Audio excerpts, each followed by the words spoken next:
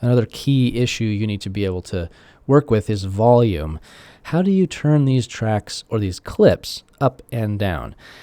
I already have enabled this yellow envelope, is what it's called, these volume envelopes. So I can click this and drag it up and down. So that's one way to move the volume.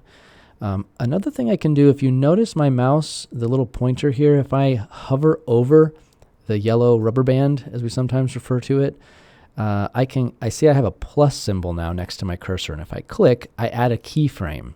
And if I come over here and click, I add another keyframe. Let me add 3 for the moment. Now, if I pull this keyframe, I'm now changing the volume of what we're working with. Right? Let me turn this up so you can hear a little bit of what this sounds like. As we talk through this, at least we have... So I can turn this down, make this a little more obvious. If I bring this volume level down, I can click and add another one. Now, so as we talk...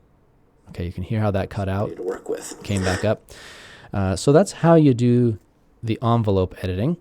Another thing you can do is simply use these preset fade in, fade out features here at the edges of the track. I have to click on the audio clip in order for those to show up, right? If I'm clicked over here, I don't see them. Now that I select this tool, there's these 2 little boxes here. I'm going to zoom in a little bit more, and one thing I'm going to do is put my cursor here up in the timeline header, and I'm going to press the plus symbol on the keyboard. It's essentially where the plus and minus or the buttons are here on the keyboard. If I press minus, I zoom out. So that's another way to zoom in and out, but that jumps me in here a bit. So if I grab, right, if I select this clip and I pull this to the right, I can fade that clip in. And if I pull this way, I'm fading that clip out. All right.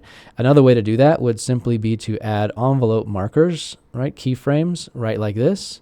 So that's fading in right there, and this is fading in as well. So those are the very basics, again, of how you move around in terms of changing the volume of your clips.